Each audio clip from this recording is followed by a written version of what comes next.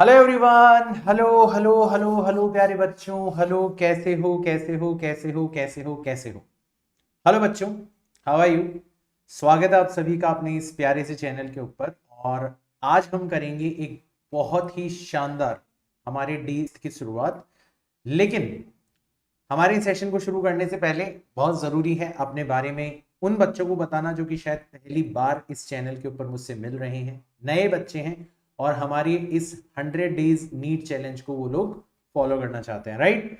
सबसे पहले मैं अपने बारे में बता देता हूं बच्चों, और आप सभी लोगों से रिक्वेस्ट करूंगा कि आप सभी लोग हमारी इस क्लास को ज्यादा से ज्यादा बच्चों के साथ में शेयर करें, ताकि ज्यादा से ज्यादा बच्चे हमारे इस 100 डेज नीट चैलेंज से जुड़ें और इसका फायदा उठा सके, राइट। चलो, तो यार सबसे पहले तो बच्चों मेरा नाम है सुभाष, सुभाष आजाद। आप इंटरनेट के ऊपर मेरे बारे में सर्च करोगे तो काफी सारी चीजें मेरे बारे में आपको पता चल जाएंगी। लेकिन कुछ चीजें मैं बता देता हूं। मैं जयपुर से बिलोंग करता हूं बच्चों, राजस्थान से। मैंने बीटेक किया हुआ है फ्रॉम एनआईटी सूरत। मुझे 7 साल से भी ज्यादा का टीचिंग एक्सपीरियंस है। कमजोर बच्चों के साथ में समय गुजारा है, जाना है कि उनकी प्रॉब्लम्स क्या है, क्यों उनको फिजिक्स डिफिकल्ट लगती है, कहाँ पर वो अटक जाते हैं, कहाँ पर उनकी गाड़ी जो है वो पटरी से उतर जाती है। तो उन बच्चों के साथ में समय गुजारा है और उनकी उन प्रॉब्लम्स के इर्द गिर्द मेरा जो एक्सपीरियंस है वो डेवलप हुआ है। एंड फिर सबसे अच्छी बात यह है कि उन्हीं में से काफी सारे बच्चे ऐसे हैं जिनकी इवन अंडर 500 रैंक भी आई है, यानी कि क्रेडिबिलिटी है। मतलब मेरा जो एक्सपीरियंस है उसके अंदर कुछ चीजें यूनिक है और वो वर्क करती है। जैसे हमारी ये जो 100 डेज नीट चैलेंज सीरीज है, ये भी एक तरीके की मुहिम है। एक नए तरीके से आप लोगों को नीट की तैयारी करवाने की मुहिम है। एंड आई होप आप लोगों को ये पसंद आ रही होगी, ठीक है ना। खैर, मैंने अपने इन्हीं एक्सपीरियंसेस के आधार पर एक बुक लिखी है, मोस्ट वांटेड फिजिक्स, जो कि अमेजन के ऊपर रिलीज करी गई थी और बेस्ट सेलर थी। अभी हो सकता है आपको मिल जाए, बट ऑफिशियली ये रीप्रिंट वर्जन में चल रही है, मतलब इसके ऊपर फर्दर काम चल रहा है, राइट। अनअकैडमी को हम सभी लोग थैंक्स कहना चाहेंगे बच्चों। क्यों थैंक्स कहना चाहेंगे अनअकैडमी को? क्योंकि अनअकैडमी की वजह से ये सब कुछ पॉसिबल हो पा रहा है। अनअकैडमी की वजह से हमारे जैसे एजुकेटर्स आपको बिल्कुल लाइव यूट्यूब के ऊपर फ्री ऑफ कॉस्ट पढ़ा पा रहे हैं। बट बच्चों ध्यान रखना, ये भी एक सच्चाई है कि यूट्यूब के थ्रू आपको सिर्फ और सिर्फ मजबूरी के अंदर प्रिपरेशन करनी है, या यूट्यूब को एज अ टूल आपको यूज करना है। जैसे सपोज करो आप किसी भी कोचिंग इंस्टीट्यूट के या किसी भी प्लेटफॉर्म के ऊपर अपनी रेगुलर प्रिपरेशन कर रहे होंगे, ये जो 100 डेज नीट चैलेंज सीरीज है, ये आप लोगों के लिए एक एक्स्ट्रा बेनिफिट है, एक एक्स्ट्रा टूल है। कोई भी इसे यूज कर सकता है। बट अगर आपको रेगुलर प्रिपरेशन करनी है, डेडिकेटेड प्रिपरेशन करनी है, तो फिर आपको डेडिकेटेड प्लेटफॉर्म ज्वाइन करना चाहिए। And Unacademy is one such platform. It is in fact the best platform out there, right. So Unacademy के ऊपर बच्चों दो अलग अलग तरीके की सब्सक्रिप्शंस आप ले सकते हो और अपनी नीट की बिल्कुल सीरियस प्रिपरेशन कर सकते हो। एक सब्सक्रिप्शन को कहा जाता है प्लस और एक को कहा जाता है आइकॉनिक। दोनों में डिफरेंस क्या है बता देता हूं। देखो, प्लस के अंदर क्या होता है, आपको इंडिया के बेस्ट एजुकेटर्स अनअकैडमी के ऊपर पढ़ा रहे हैं। आप अपने हिसाब से अपना स्केड्यूल बना सकते हो, अपने हिसाब से जिस एजुकेटर को आपको फॉलो करना है उसको आप फॉलो कर सकते हो। कोई दिक्कत नहीं है, इसके अंदर कोई बुराई नहीं है। काम कब आएगा आपकी फीचर? जैसे सपोज करो आप किसी बैच का हिस्सा हो, मान लो उस बैच के अंदर कभी किसी वजह से आप क्लासेस अटेंड नहीं कर पाए। अब आपके पास में दो ऑप्शन है, या तो आप रिकॉर्डेड फॉर्म में देखो उन क्लासेस को, या फिर अगर आप लाइव देखना चाहते हो तो अनअकैडमी के प्लेटफॉर्म के ऊपर सर्च करो, कोई ना कोई एजुकेटर, कोई ना कोई बेहतरीन एजुकेटर आपको वही टॉपिक लाइव पढ़ा रहा होगा उस समय पर जब आपको उसको देखने की जरूरत है।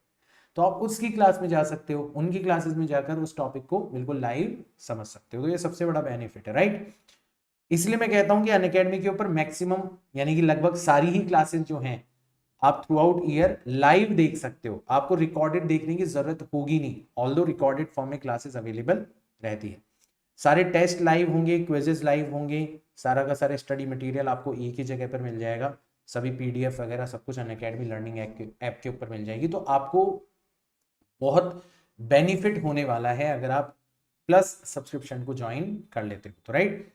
इसकी फीस देखो बच्चों, इसकी फीस है 2333 रुपीज पर मंथ।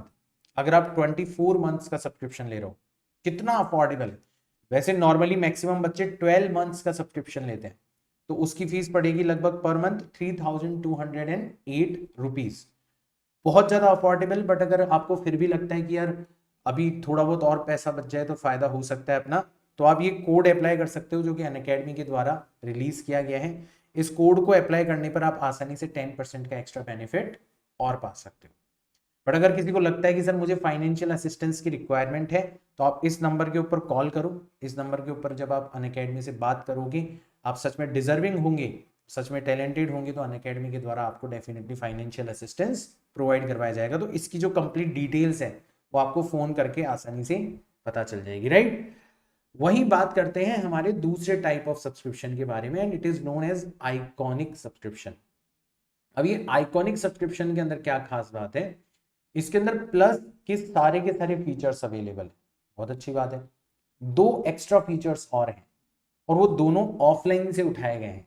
मतलब ऑफलाइन के अंदर जो बिल्कुल बेहतरीन बात थी उसको उठा के आप लोगों के सामने रख दिया गया है। सबसे पहली बात तो ये थी कि ऑफलाइन क्लासरूम्स के अंदर आप अपने टीचर से 1-to-1 मैनर के अंदर बात कर सकते हो। अब ये अनअकैडमी के ऊपर भी पॉसिबल है। मान लो किसी वजह से आपके बहुत सारे बैकलॉग्स इकट्ठे हो गए, आप ढंग से अपनी स्टडी को प्लान नहीं कर पा रहे, तीनों के तीनों सब्जेक्ट्स को बैलेंस नहीं कर पा रहे, और उस समय पर आप कहीं ना कहीं वापस से अगर अपने एजुकेटर से बात कर लोगे, 1-to-1 मैनर के अंदर अपनी प्रॉब्लम शेयर करोगे, उनकी सलाह अगर आप ले लोगे, तो आप देखोगे आपकी प्रिपरेशन की गाड़ी वापस से पटरी पर लौट आएगी। बहुत फायदेमंद होता है बच्चों अपने एजुकेटर से बात करना, राइट।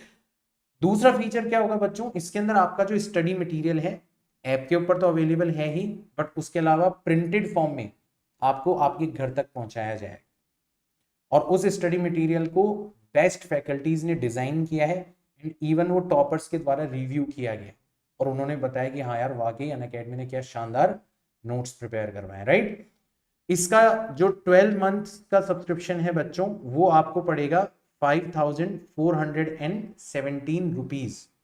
अब इससे ज्यादा अफोर्डेबल प्राइस नहीं हो सकती, ये आप ध्यान रखना बच्चों। तो एक बार देख लो फटाफट से, मेरे पीछे छुप गई होगी 5417 रुपीज। बट अगर फिर भी आपको लगता है यार थोड़ा बहुत और ऑफ मिल जाए तो फायदा होगा, तो आप ये कोड अप्लाई करो AZADLIVE आजाद लाइव, और आपको एक्स्ट्रा 10% का बेनिफिट और मिल जाएगा, ठीक है।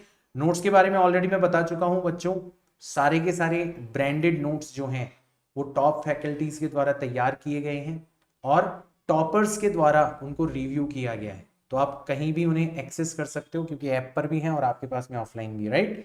तो ध्यान रखना, आइकॉनिक लर्नर्स को ये ब्रांडेड नोट्स जो हैं उनके घर तक पहुंचाए जाएंगे, ठीक है। और जो प्लस लर्नर्स हैं उनको ऐप के अंदर सारे का सारा स्टडी मटेरियल मिलेगा। बस ध्यान रखना 12, 18 या 24 मंथ्स के सब्सक्रिप्शन के लिए ही ये फीचर अवेलेबल होगा। So this is everything which is like, जो भी अनअकैडमी के ऊपर एक्साइटिंग चीजें चल रही हैं उनके बारे में मैंने बताने की कोशिश करी है। आई होप कोई ना कोई बात किसी ना किसी बच्चे के लिए जरूर बेनिफिशियल रही होगी। कोड आप जरूर ध्यान रखना, उसको आप औरों को भी बता सकते हो, ताकि कोई भी बच्चा अनअकैडमी के ऊपर कोई भी चीज अनलॉक करने की कोशिश कर रहा है ना, कुछ भी, तो वो आसानी से इन कोड्स का फायदा उठा सकता है और अनअकैडमी के ऊपर अपनी पढ़ाई चालू कर सकता है, ठीक है बच्चों। पहला क्वेश्चन लेते हैं। पहला question, in which of the following phenomenon heat convection does not take place. तो यहां पर हमारा जो हथियार हम लोग इकट्ठा करने वाले हैं बच्चों, it is basically about the thermal convection. What is thermal convection? Thermal convection का मतलब होता है it is a mode of heat transfer. 3 अलग अलग प्रकार से एक जगह से दूसरी जगह तक हीट को पहुंचाया जा सकता है। पहला कहलाता है थर्मल कंडक्शन, ठीक है, इसके बारे में हम लोग डिटेल में पढ़ेंगे, बहुत सारे क्वेश्चंस इसी के ऊपर होंगे। दूसरा कहलाता है थर्मल कन्वेक्शन, ठीक है, जिसके बारे में ये क्वेश्चन है। और तीसरा कहलाता है आपका थर्मल रेडिएशन। 3 अलग अलग मेथड्स के थ्रू आप जो हीट एनर्जी है उसको एक बॉडी से दूसरी बॉडी तक, एक जगह से दूसरी जगह तक ट्रांसफर कर सकते हो। अंतर क्या होता है इनमें? देखो, थर्मल कंडक्शन के अंदर किसी प्रकार का मैटर का मूवमेंट इन्वॉल्व नहीं होता, राइट। यानी कि आपके पार्टिकल्स जो हैं, ठीक है ना, पार्टिकल्स जो हैं, खासकर कौन से पार्टिकल, हीटेड पार्टिकल, जिनको हीट मिल चुकी है, वो मूव नहीं करते, डज नॉट मूव। ठीक है, हीटेड पार्टिकल मूव नहीं करते। हर हीटेड पार्टिकल अपनी एनर्जी को जस्ट आगे वाले पार्टिकल को ट्रांसफर कर देता है, आगे वाला उससे आगे ट्रांसफर कर देगा। इस तरीके से हीट जो है वो एक जगह से दूसरी जगह तक ट्रांसफर हो जाती है। थर्मल कन्वेक्शन में क्या होगा, ये जो हीटेड पार्टिकल्स हैं वो मूव करते हैं, तो आपके हीटेड पार्टिकल्स जो हैं वो क्या करते हैं, एक्चुअल में मूव करते हैं।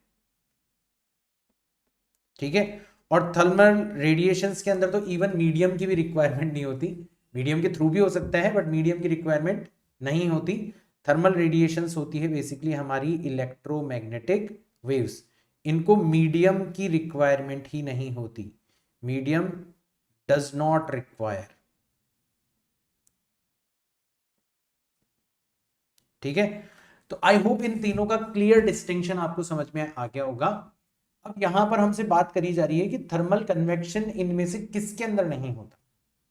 तो बच्चों ध्यान रखना, आपका जो पहला ऑप्शन है land and sea breeze, land and sea breeze का मतलब क्या होता है, जब तुम समुद्र किनारे चले जाते हो तो तुम दिन में देखोगे कि जो लैंड है वो बहुत गर्म है, बहुत ज्यादा गर्म है, लेकिन आपके समुद्र की तरफ से आने वाली जो हवाएं हैं वो आपको बड़ी ठंडी महसूस होती है।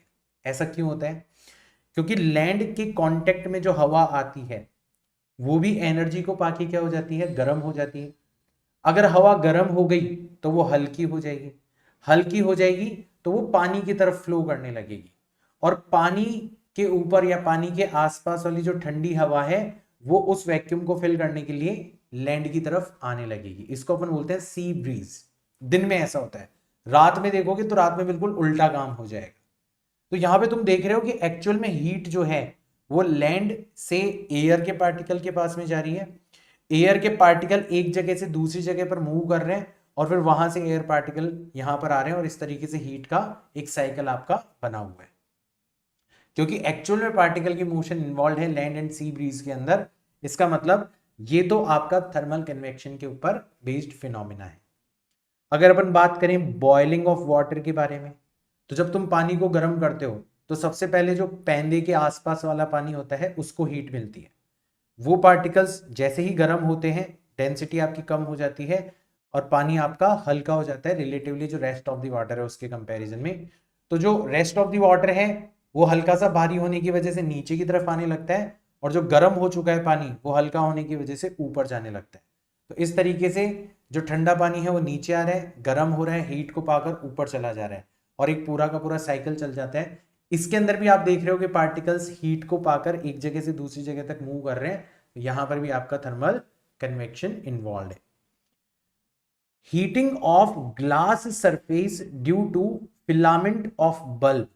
अब ये जो है बल्ब जो है वो अंदर वैक्यूम होता है उसके नॉर्मली, ठीक है ना, और फिलामेंट जो है वो जल रहा है।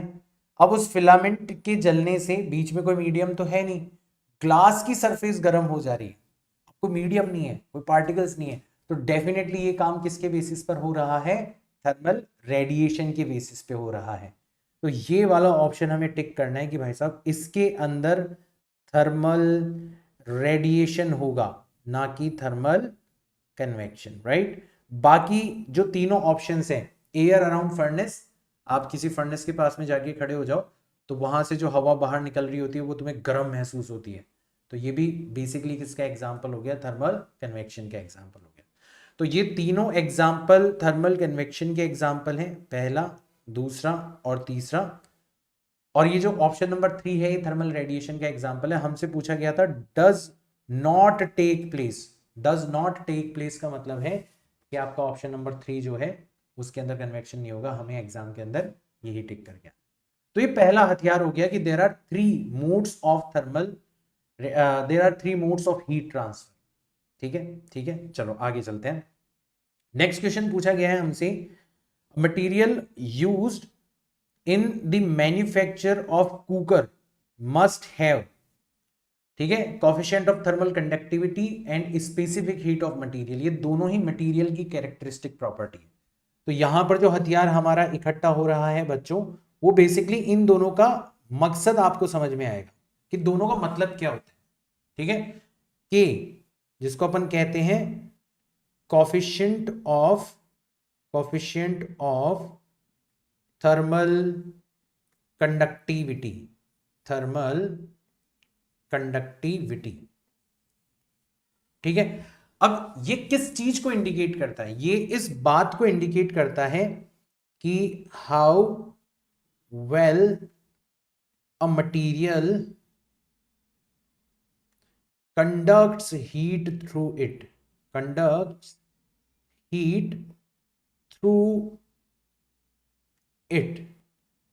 इसका मतलब जिसका कोफिशिएंट ऑफ थर्मल कंडक्टिविटी ज्यादा होगा वो हीट को रिसीव करेगा, रखेगा नहीं अपने पास में, एक एंड से दूसरे एंड तक उसको बड़ी आसानी से क्या कर देगा, कंडक्ट कर देगा। तो जिसका कोफिशिएंट ऑफ थर्मल कंडक्टिविटी ज्यादा होता है वो हीट को बड़ी आसानी से कंडक्ट कर देता है। अब हम यही तो चाहते हैं, हम यही तो चाहते हैं कि हमारा प्रेशर कुकर जो है वो खुद हीट को एब्जॉर्ब ना करे, वो जो हीट उसे मिल रही है उसको ट्रांसफर कर दे उस कुकर के अंदर जो भी खाना पकाया जा रहा है उसको। तो यस, वी वांट दैट के यानी कि कोफिशिएंट ऑफ थर्मल कंडक्टिविटी हमारा हाई होना चाहिए। और दूसरा जो कोफिशिएंट है उसको अपन बोलते हैं स्पेसिफिक हीट। क्या बोलते हैं बच्चों अपन इसको? Specific heat, specific heat capacity भी बोलते हैं इसको। ठीक है ना? इसका मतलब क्या होता है? इसका मतलब होता है how well a material, how well a material absorbs heat, absorbs heat, कितना आसानी से मटेरियल आपका हीट को एब्जॉर्ब कर रहा है, इस बात को डिनोट किया जाता है स्पेसिफिक हाई हीट कैपेसिटी के द्वारा। तो यहां पर सीधा सीधा समझ में आ गया कि अगर के हाई होगा तो very good conductor of heat हमें मिलने वाला है। ठीक है, और अगर के कम होगा तो very bad conductor of heat हमें मिलने वाला है। तो डेफिनेटली अगर हम प्रेशर कुकर बनाना चाहते हैं तो हमें ये सिचुएशन रिक्वायर्ड है, हमारा जो प्रेशर कुकर का मटेरियल है वो अच्छे कंडक्टर मटेरियल का बना होना चाहिए, मतलब उसकी कोफिशिएंट ऑफ थर्मल कंडक्टिविटी की वैल्यू ज़्यादा होनी चाहिए। वहीं अगर अपन कहें कि स्पेसिफिक हीट हाई है, इसका मतलब गुड एब्जॉर्बर ऑफ हीट होगा, गुड एब्जॉर्बर ऑफ हीट होगा। और अगर एस लो है तो इसका मतलब बैड एब्जॉर्बर ऑफ हीट होगा। ठीक है ना? यहां पे एब्जॉर्ब का मतलब है बेसिकली एब्जॉर्ब करके टेम्परेचर को बढ़ाने वाला काम। ठीक है ना? एब्जॉर्ब करके हमने पढ़ा था कि एब्जॉर्ब करके थर्मल स्टेट के अंदर भी वेरिएशन लाया जा सकता है, बट हम उसकी बात नहीं कर रहे। हीट को कितना अच्छे से एब्जॉर्ब करता है और अपना टेम्परेचर इंक्रीज कर लेता है। तो अब हम ये चाहते हैं कि यार हमारा प्रेशर कुकर ऐसे मटेरियल का बना हुआ हो जो कि हीट को एब्जॉर्ब करके खुद के पास ही ना रखे, खुद का टेम्परेचर ना बढ़े, उसको तो उसको क्या कर देना है, ट्रांसफर कर देना है खाना बनाने के अंदर जो मटेरियल यूज होता है या खाना जो पकाया जा रहा है उसको। राइट? तो हम चाहते हैं कि हमारे प्रेशर कुकर की मटेरियल की जो स्पेसिफिक हीट कैपेसिटी है वो लोअर, यानी कि वो बहुत ज्यादा हीट एब्जॉर्ब कर ले बट फिर भी उसके खुद के टेम्परेचर के अंदर कोई खास फर्क नहीं पड़ना चाहिए। वो उस हीट को किसको ट्रांसफर कर देना चाहिए, दूसरी जगह पर ट्रांसफर कर देना चाहिए, मतलब जो खाना पकाया जा रहा है उस तक ट्रांसफर कर देना चाहिए। तो ये एक बहुत अच्छी बात हम लोगों को यहाँ पर समझ में आई है कि यार जब भी हम प्रेशर कुकर के मटेरियल के बारे में सोचते हैं तो पक्का हमें ऐसा मटेरियल यूज करना होता है जिसकी के की वैल्यू हाई हो और एस की वैल्यू लो हो। बहुत प्यारा क्वेश्चन है बच्चों। राइट? नेक्स्ट देखो, पूछा गया है under steady state the temperature of a body. Steady state का मतलब है थर्मल कंडक्शन के कॉन्टेक्स्ट में बात करा जा रहा है। ठीक है?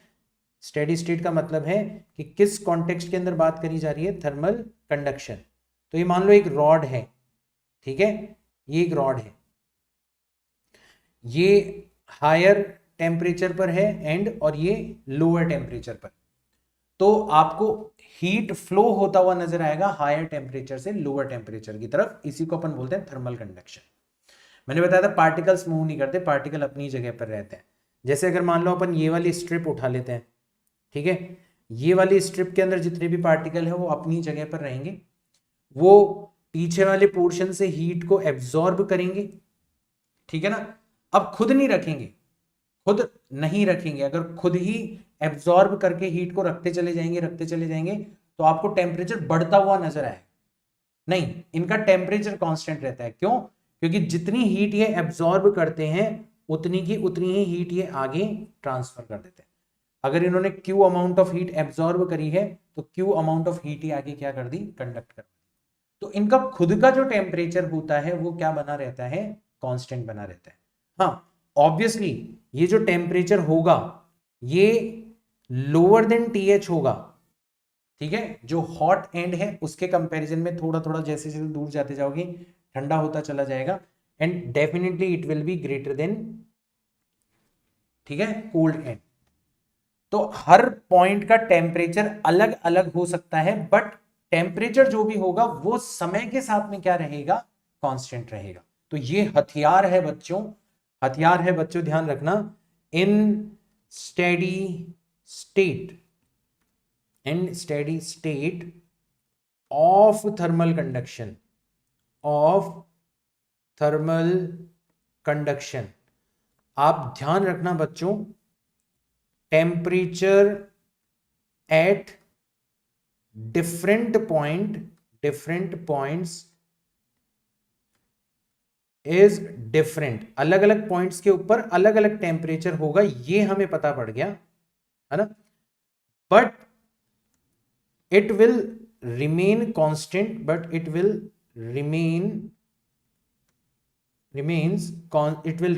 constant with respect to time। समय के हिसाब से उसके अंदर आपको कोई वेरिएशन नजर नहीं आएगा, प्लेस के हिसाब से वेरिएशन नजर आएगा, राइट। देखते हैं कौन सा वाला ऑप्शन मैच कर रहा है। इंक्रीजेस विथ टाइम, नहीं, गलत हो गया। डिक्रीजेस विथ टाइम, गलत हो गया। Does not change with time and is same at all the points of the body, ये भी गलत हो गया। आधी बात सही है कि टाइम के ऊपर चेंज नहीं करता, बट सभी पॉइंट्स के ऊपर सेम नहीं होता, इसलिए ये भी ऑप्शन गलत हो गया। ये वाला ऑप्शन करेक्ट होगा, does not change with time but is different at different points of the body. अब मैंने बताया ना बच्चों, बहुत सारे बच्चे इसको थ्योरेटिकली पढ़ते हैं, बहुत ज्यादा टाइम लगाते हैं, बहुत ज्यादा मेहनत लगाते हैं, बट उनको ये मेन पॉइंट्स नहीं पकड़ में आते, जिनको मैं कहता हूं हथियार। इसलिए मेरे हथियारों वाला जो तरीका है वो कई बच्चों को बहुत अच्छा लग सकता है। मैंने आपको बोला है ना कि थोड़ा एक कॉन्ट्रोवर्शियल मेथड है, यूनिक मेथड है, तो इसको चाहने वाले भी होंगे और इसको नहीं चाहने वाले भी होंगे। लेकिन जो चाहने वाले होंगे ना, उनको जो इसकी इंपॉर्टेंस समझ में आएगी, उसको फिर कोई दुनिया का कोई दूसरा आदमी उसको कम नहीं कर सकता। फिर उनको पता पड़ जाएगा कि हाँ यार, इस चैनल पर टिके रहना है, इस आदमी से जुड़े रहना है, इसकी सीरीज से जुड़े रहना है, भले हम कितनी ही कम संख्या के अंदर हो, क्योंकि ये आदमी कुछ ऐसा करवा रहा है जो हमें एक्चुअल में बेनिफिट पहुंचा सकता है। ये टाइम पास नहीं कर रहा है, यहाँ पे सोच रहा है कुछ कि हाँ यार, जितने भी बच्चे कम देखे भले ही, लेकिन जो देखे उसको फायदा, ठीक है। आगे चलते हैं अपन। अब देखो, temperature of a hot and cold end of a 20 centimetre long rod in thermal steady state are 100 centimeter and 100 degree Celsius and 20 degree Celsius respectively. Temperature at the center of the rod is, ठीक है। तो यहां पर हमें जो हथियार use करना है बच्चों, ठीक है, वो है हमारा Ohm's law of thermal conductivity. अब सच में ऐसा कोई लॉ एग्जिस्ट नहीं करता, ठीक है ना, ये मैंने नाम रखा हुआ है, ठीक है।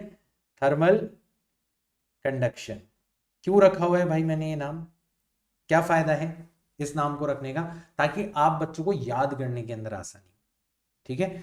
इसके हिसाब से जो आपका थर्मल करंट होता है, इसके हिसाब से जो आपका थर्मल करंट होता है वो thermal potential difference divided by thermal resistance के बराबर होता है। अब ये तीनों चीजें है क्या, ये भी देख लेते हैं, तब जाके आपको पूरा का पूरा हथियार समझ में आ जाएगा। थर्मल करंट का मतलब है बच्चों, थर्मल करंट का मतलब है बच्चों रेट ऑफ हीट फ्लो, मतलब कितने समय में पर यूनिट टाइम के अंदर कितनी हीट फ्लो हो रही है, delta Q divided by delta T. Thermal potential difference का मतलब है, थर्मल पोटेंशियल डिफरेंस का मतलब है आपका दोनों एंड्स पर टेम्परेचर डिफरेंस कितना है, हॉट एंड कोल्ड एंड का टेम्परेचर डिफरेंस कितना है। और थर्मल रेजिस्टेंस का मतलब है बच्चों, थर्मल रेजिस्टेंस का मतलब है जैसे हमारा नॉर्मल रेजिस्टेंस होता है resistivity multiplied by length upon area, वैसे यहां पर भी 1 upon conductivity, resistivity is nothing but 1 upon conductivity multiplied by length upon area, ये आपका थर्मल रेजिस्टेंस होता है। अब यही हथियार हमें यहां पर यूज करना है। तो जितने भी अपन जंक्शन लॉ और केवीएल और केसीएल जो यूज करते थे, ठीक है ना, तो वो भी आप यहां पर यूज कर सकते हो। केवीएल केसीएल भी आप यहां पर यूज कर सकते हो। देखो एंटायरली डिफरेंट चैप्टर है, लेकिन सेम कॉन्टेक्स्ट यूज किया जा सकता है न्यूमेरिकल्स को, इनफैक्ट आपको, ठीक है, आप यहां यूज किया जा सकता है या यूज कर सकते हो, ठीक है ना। थोड़ा स्टेटमेंट बिगड़ गया बट भावनाएं तुम समझ गए, ठीक है। चलो करते हैं। तो हमें कहा गया है एक रॉड है, इस तरीके की एक रॉड है भाई साहब, ठीक है, ये हो गई रॉड। इसका हायर एंड टी एच दे रखा है आपको 100 डिग्री सेल्सियस और टी सी आपको दे रखा है 20 डिग्री सेल्सियस। ये बिल्कुल मिडिल पॉइंट है। इसका टेम्परेचर हम ले लेते हैं टी एम, जो कि हमें फाइंड आउट करना है, जो कि हमें फाइंड आउट करना है। The temperature of hot and हो गया, टोटल लेंथ हमें 20 सेंटीमीटर दे रखी है, तो ये वाली लेंथ 10 सेंटीमीटर हो जाएगी और ये वाली लेंथ भी 10 सेंटीमीटर हो जाएगी। अब देखो बात क्या है, यहाँ पर टेम्परेचर एट दी सेंटर पूछा गया, तो कहने का मतलब ये है कि आपकी जो करंट है भाई, सेम ब्रांच है ना, सेम ब्रांच के अंदर जितनी थर्मल करंट यहां पर फ्लो होगी, ठीक है, उतनी की उतनी थर्मल करंट यहां पर भी फ्लो होनी चाहिए, थर्मल करंट सेम रहेगी। और थर्मल करंट अपन कैसे निकालते हैं, अपन निकालते हैं higher temperature minus lower temperature divided by resistance. अब रेजिस्टेंस कितना हो जाएगा, कंडक्टिविटी 1 अपॉन के टाइम्स लेंथ कितनी है 10 सेंटीमीटर डिवाइडेड बाय एरिया कितना है ए। ऐसे ही जो दूसरा वाला हाफ है वहां पर करंट कितनी होगी, आपकी बार T M minus T C divided by resistance हो जाएगा आपका 1 अपॉन के 10 centimetre divided by area A. आप नोटिस कर रहे हो कि आपका जो थर्मल रेजिस्टेंस है दोनों पोर्शंस का वो सेम है, और यहां पर भी सेम आ रहा है, आपस में कैंसिल आउट भी हो रहा है। तो आप देख रहे हो कि आपका बेसिकली जो T H minus T M होगा वो किसके बराबर आ जाएगा, T M minus T C के बराबर आ जाएगा, यानी कि ट्वाइस ऑफ टी एम आ जाएगा आपका T H plus T C के बराबर। यानी कि आप आसानी से बता सकते हो, यानी कि आप आसानी से बता सकते हो कि आपका जो टी एम होगा वो हो जाएगा डिवाइडेड बाय 2, मतलब 100 प्लस 20 डिवाइडेड बाय 2, तो आपका आंसर आ जाएगा 60 डिग्री सेल्सियस। ऑप्शन नंबर 2 आपका क्या हो जाना चाहिए, करेक्ट हो जाना चाहिए। इस तरीके से हम लोग इस क्वेश्चन को सॉल्व कर सकते हैं। अब इसको आप एज अ फैक्ट भी ध्यान रख सकते हो कि अगर एक रॉड है, उसके मिडिल पॉइंट का जो टेम्परेचर होता है वो दोनों एंड्स के टेम्परेचर का एवरेज होता है, वो दोनों एंड्स के टेम्परेचर का एवरेज होता है। कैसे आया वो हमने यहां पर डिटेल के अंदर देख लिया, हमें उसके अंदर कंफ्यूज होने की जरूरत बिल्कुल भी नहीं, ठीक है। नेक्स्ट क्वेश्चन करते हैं, अगेन सेम हथियार के ऊपर based question. Identical square rods of metal are welded end to end as shown in figure 1. 20 calories of heat flows through it in 4 minutes. तो हमारा जो केस 1 है, हमारा जो केस 1 है उसके अंदर डेल्टा क्यू कितना दे रखा है, 20 कैलोरीज दे रखा है। डेल्टा टी कितना दे रखा है, 4 मिनट्स दे रखा है। ठीक है, 4 मिनट्स दे रखे हैं। अब दोनों जो पोर्शंस हैं उनका रेजिस्टेंस सेम होगा क्योंकि दोनों की लेंथ सेम है और दोनों का area of cross section same है। ठीक है ना, तो दोनों का ही रेजिस्टेंस R1 भी कितना हो जाएगा आपका 1/K L/A हो जाएगा और R2 भी कितना हो जाएगा 1/K L/A हो जाएगा। दोनों सीरीज में कनेक्टेड है तो टोटल रेजिस्टेंस हो जाएगा आपका R1 प्लस R2। आप डायरेक्ट भी लिख सकते थे इसको, लेंथ हो जाती 12/K multiplied by area of cross section है A। ये आपका ओवरऑल रेजिस्टेंस हो गया। ठीक है, और आपका जो पोटेंशियल डिफरेंस है, आपका जो पोटेंशियल डिफरेंस है वो कितना हो जाएगा, TH मतलब 100 डिग्री सेल्सियस माइनस TC यानी कि 0 डिग्री सेल्सियस। ये हमारा टेम्परेचर डिफरेंस हो गया।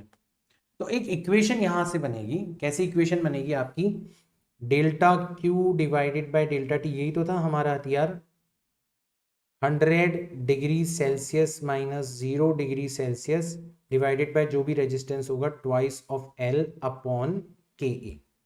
ठीक है, डेल्टा क्यू की जगह अपन 20 कैलोरीज रख सकते हैं, डेल्टा टी की जगह अपन 4 मिनट्स रख सकते हैं। यहाँ पर सिर्फ 100 रह जाएगा, इंटू के इंटू ए चला जाएगा ऊपर और नीचे रह जाएगा ट्वाइस ऑफ L। अभी इसको सॉल्व करने की जरूरत नहीं है, ये हमारी इक्वेशन नंबर 1 हो जाएगी। सेम हथियार है, जैसा जैसा कहा गया है वैसे वैसे हमने यूज कर लिया। अब सिचुएशन 2 के अंदर इनको इस तरीके से कनेक्ट किया गया है कि इनकी लेंथ अब की बार पैरेलल में कनेक्ट किया गया है बेसिकली। ठीक है ना, तो हमारा जो केस नंबर 2 है उसके अंदर हमारा जो ओवरऑल रेजिस्टेंस होगा वो किसके बराबर हो जाएगा। पैरेलल के अंदर रेजिस्टेंस कैसे निकालते थे अपन निकालते थे 1/R is equal to 1/R1 plus 1/R2, मतलब KA/L प्लस KA/L मतलब ट्वाइस ऑफ KA/L, यानी कि R की वैल्यू आ जाएगी L divided by twice of KA। ये हमारा इक्विवेलेंट रेजिस्टेंस हो जाएगा। ठीक है, तो if the rods are welded as shown in figure the same amount of heat will flow through the rods. अब तुम नोटिस करो आपका पोटेंशियल डिफरेंस या थर्मल पोटेंशियल डिफरेंस अभी भी कितना है, 100 माइनस 0 है। आपके डेल्टा क्यू के बारे में क्वेश्चन में कह रखा है कि सेम है, मतलब 20 कैलोरीज है, और आपको डेल्टा टी फाइंड आउट करना है अब की बार कितना होगा। इक्वेशन अगर आप बनाओगे तो इक्वेशन आपको बनते हुए नजर आएगी 20 कैलोरीज, इक्वेशन आपको बनते हुए नजर आएगी 20 calories divided by delta T जो कि आपको फाइंड आउट करना है is equals to temperature difference हो जाएगा 100 डिवाइडेड बाय रेजिस्टेंस हो जाएगा आपका L/ट्वाइस ऑफ KA, L/ट्वाइस ऑफ KA, और ये हो जाएगी आपकी equation number 2। This is your equation number 2। अब तो बहुत आसान हो गया, आपको सिर्फ और सिर्फ इक्वेशन 1 को इक्वेशन 2 से क्या करना है, डिवाइड करना है। तो आपने इक्वेशन 1 उठाई और इक्वेशन 2 से डिवाइड कर दिया, तो 20 कैलोरी से 20 कैलोरी कट जाएगा, डेल्टा टी चला जाएगा ऊपर, 4 मिनट रह जाएगा नीचे।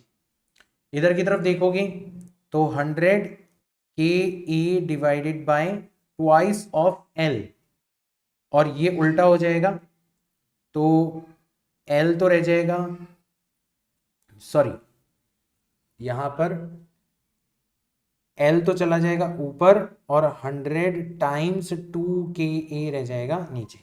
तो L से L चला गया, 100 KA से 100 KA चला गया, तो सिर्फ और सिर्फ बचेगा 1/4, सिर्फ और सिर्फ बचेगा 1/4, यानी कि डेल्टा टी की वैल्यू आ जाएगी 4 मिनट डिवाइडेड बाय 4, यानी कि 1 मिनट हमारा आंसर आ जाना चाहिए। ऑप्शन नंबर 1 हमारा क्या हो जाएगा, करेक्ट हो जाएगा। तो this is the straight forward method, मतलब यहां पर आप बेसिकली जो हथियार है वो यूज कर रहे हो कि यार हम लोग जो फॉर्मूलाज अप्लाई करेंगे वो बेसिकली हमारे ओम्स लॉ, रेजिस्टेंस के सीरीज एंड पैरेलल कॉम्बिनेशन के अंदर जो हम लोग फॉर्मूलाज यूज करते थे उन्हीं के बराबर है, मतलब इसके अंदर कोई डिफरेंस है ही नहीं, सेम सिचुएशन है। बल्कि यहाँ पे तो बहुत आसान क्वेश्चंस आपसे पूछे जाएंगे, तो इन क्वेश्चंस को देख के घबराना मत, that is the main thing. हथियार आपका सेम है, इसलिए मैंने यहाँ पे देखो आपको हथियार नहीं बताया, ठीक है। नेक्स्ट क्वेश्चन देखते हैं, थोड़ा सा और आपको बेटर समझ में आएगा हमारा वेपन। कहा गया है figure shows the face and interface temperature of a composite slab containing of 4 layers of 2 materials having identical thickness under steady state condition, find the value of temperature theta। ठीक है, तो आपको जो सिचुएशन दे रखी है वो कुछ ऐसी दे रखी है कि ये रॉड बनाई गई है, ठीक है। अब नोटिस करो इसके अंदर जितने भी पोर्शंस लिए गए हैं उनकी सबकी थिकनेस बराबर है। सबकी थिकनेस कितनी है, टी है। इसकी थिकनेस भी अपन टी ले लेते हैं, इसकी थिकनेस भी अपन टी ले लेते हैं या एल ले लेते हैं, ठीक है ना, क्योंकि टेम्परेचर से टी फिर कंफ्यूज हो। इसकी भी थिकनेस एल ले लेते हैं और इसकी भी थिकनेस अपन ले लेते हैं एल। थिकनेस सबकी सेम है, एरिया सबका सेम है, सिर्फ और सिर्फ डिफरेंस किसका है, आपकी थर्मल कंडक्टिविटी का डिफरेंस, थर्मल कंडक्टिविटी का डिफरेंस है, और कोई डिफरेंस आपको यहां पर नजर नहीं आएगा। तो अब क्या होगा, ये सारी की सारी चीजें हमें दे रखी है, तो हम लोग वही वाला फंडा लगाएंगे कि हमारी थर्मल करंट, क्योंकि सभी के सभी सीरीज में कनेक्टेड है, तो हमारी थर्मल करंट जो है वो सेम रहेगी, ठीक है। यहां पर जो थर्मल करंट फ्लो हो रही है ITH, वो यहां पर जो थर्मल करंट फ्लो होगी ITH उसके बराबर हो जाएगी। अभी अभी हमने एक ऐसा क्वेश्चन करा था, तो निकालो।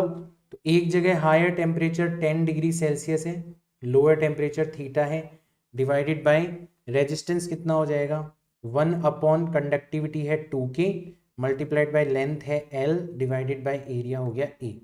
और दूसरी तरफ से देखेंगे तो ये हो जाएगा theta -5 degree Celsius divided by resistance हो जाएगा 1 upon K times length divided by area हो जाएगा A। बस हो गया क्वेश्चन आपका, ठीक है।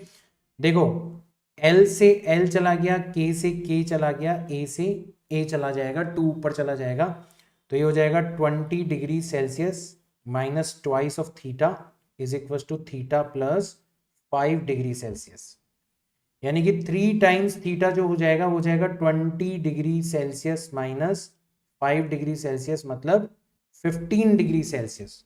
तो थीटा की वैल्यू आ जाएगी बच्चों 15 डिग्री सेल्सियस डिवाइडेड बाय 3, मतलब 5 डिग्री सेल्सियस।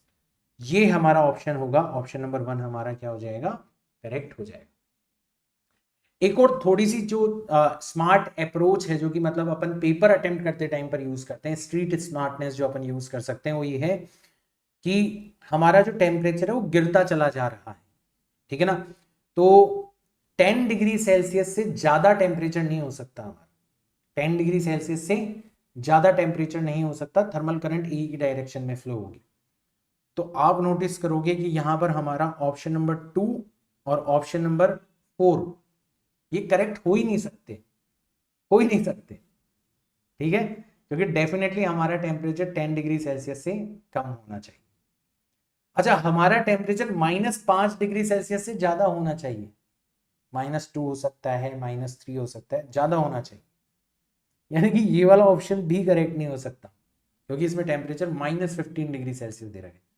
तो जो भी हमारा टेम्परेचर होगा वो 10 डिग्री सेल्सियस से -5 डिग्री सेल्सियस के बीच में होगा। एक ही ऑप्शन है ऐसा, आपको ये भी करने की जरूरत नहीं थी, ठीक है। लेकिन ये सब चीजें मैं बताता हूँ, मतलब अगर मैं आपकी जगह पेपर दे रहा होता ना तो मैं ऐसे जुगाड़ बहुत ज्यादा लगाता था, ठीक है ना, इसलिए मतलब मेरे तरीके किसी को समझ में नहीं आते थे।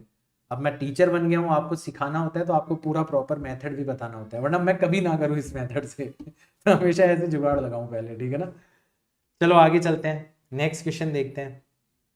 पूछा गया है क्वेश्चन के अंदर, rate of heat flow through a cylindrical rod is Q1, है ना, और रेट दे रखी है डायरेक्ट, मतलब delta Q divided by delta T की वैल्यू दे रखी है हमें।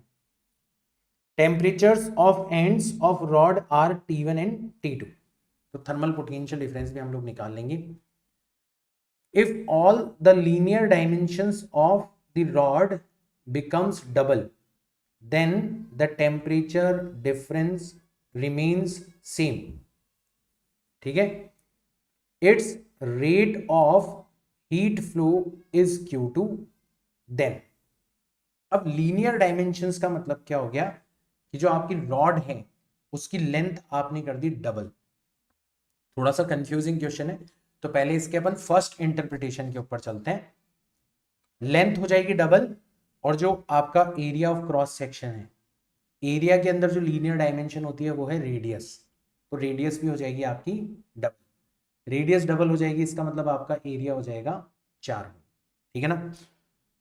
तो ये पहला इंटरप्रिटेशन है। हो सकता है इसमें रेडियस को डबल ना किया गया हो, तो अपन फर्स्ट इंटरप्रिटेशन के अकॉर्डिंग इस क्वेश्चन को सॉल्व करते हैं, ठीक है। तो all the linear dimensions, all the linear dimensions are doubled, इसका मतलब क्या हो गया, आपने लेंथ को डबल कर दिया और आपने रेडियस को भी डबल कर दिया, ठीक है। यानी कि आपका एरिया कितना हो गया, 4 गुना हो गया पहले वाले एरिया के कंपैरिजन, ठीक है। अब ऐसा हो गया, इसका मतलब आपका जो थर्मल रेजिस्टेंस है, थर्मल रेजिस्टेंस वो कितना हो जाएगा। तो मटेरियल तो सेम रहा, मतलब 1/k, लेंथ हो गई twice of L divided by area हो गया 4 टाइम्स A, तो ये आ जाएगा basically 1/2 times 1/k times L/A, मतलब पहले जो हमारा थर्मल रेजिस्टेंस था उसके कंपैरिजन में डिवाइडेड बाय 2। ये हमारा थर्मल रेजिस्टेंस का भी फंडा क्लियर हो गया, ठीक है। अब नोटिस करो बच्चों, दोनों एंड्स के बीच का पोटेंशियल डिफरेंस, मतलब थर्मल टेम्परेचर डिफरेंस जो है वो सेम है, ठीक है। अगर हम बात करते हैं इसकी कि आपका थर्मल करंट जो होता है वो किसके बराबर होता है, thermal potential difference divided by thermal resistance के बराबर होता है। तो अगर ये चीज सेम है, अगर ये चीज सेम रखी जाए, तो हम देखेंगे कि हमारी जो थर्मल करंट है वो इनवर्सली प्रोपोर्शनल हो जाएगी थर्मल रेजिस्टेंस की। यानी कि अगर आपका थर्मल रेजिस्टेंस आधा हो रहा है, तो आपकी, अगर आपका R' जो है वो RTH के कंपैरिजन में हाफ है, तो पक्का I' जो होगी वो डबल हो जाएगी पहले वाली थर्मल करंट के कंपैरिजन में। थर्मल करंट का मतलब होता है हीट फ्लो की रेट, तो आपका Q' जो होगा, या यहाँ पर Q2 लिखा गया है, वो हो जाएगा ट्वाइस ऑफ Q1। तो ये वाला ऑप्शन हमारा करेक्ट हो जाना चाहिए कि Q2 is nothing but twice of Q1। Q2 is nothing but twice of Q1। अब अगर मान लो इसका एक इंटरप्रिटेशन ये होता कि लीनियर डायमेंशंस को डबल किया गया है, इसका मतलब सिर्फ लेंथ को डबल किया गया, एरिया एज इट इज, तो आप क्या करते, यहां पर लेंथ को कर देते डबल, बट एरिया के अंदर ये 4 नहीं होता, मतलब ये 2 टाइम्स RTH हो जाता, यानी कि आपका थर्मल रेजिस्टेंस डबल हो जाता। और थर्मल रेजिस्टेंस डबल हो जाता तो आपकी जो हीट फ्लो की रेट है वो कितनी रह जाती, हाफ रह जाती, मतलब Q2 is equal to Q1 divided by 2 आपका आंसर आता। Q2 is equal to Q1 divided by 2 आपका आंसर आता, मतलब ये वाला ऑप्शन आपका करेक्ट होता, ठीक है। अब देखो, नॉर्मली जब ऐसे क्वेश्चंस हमारे सामने आते हैं जहां पर दो अलग अलग इंटरप्रिटेशंस हैं, और दोनों अलग अलग इंटरप्रिटेशन से जो आंसर आ रहा है वो भी अलग अलग आ रहा है, तो वहां पर हमें डिफॉल्ट इंटरप्रिटेशन को थोड़ा सा दिमाग के अंदर ध्यान रखना है। और डिफॉल्ट इंटरप्रिटेशन जो है वो मैंने आपको पहले करवाई। लीनियर डायमेंशंस का डबल होने का मतलब होता है कि आपकी लेंथ भी डबल हो गई और आपकी रेडियस भी डबल हो गई, ये होता है लीनियर डायमेंशंस का डबल होना। ठीक है, तो एक बार के लिए उसको ध्यान में रखते हुए हम इस क्वेश्चन को सॉल्व करेंगे, तो हमारा ऑप्शन नंबर 2 जो है वो करेक्ट हो जाएगा। मैं एक बार वापस से वेरीफाई कर लूंगा इस क्वेश्चन को, आप भी कहीं पर ये क्वेश्चन दिखाई दे, हो सकता है इसको सेकंड इंटरप्रिटेशन से सॉल्व किया गया हो सकता है सॉल्यूशन के अंदर ऑप्शन 1 आपका आंसर करेक्ट दे रखा हो, तो मेरे को गाली मत देना, ठीक है ना। मैं आपको दोनों ही इंटरप्रिटेशन बता रहा हूँ, सॉल्यूशन देख लेना किस इंटरप्रिटेशन को वैल्यू दी गई।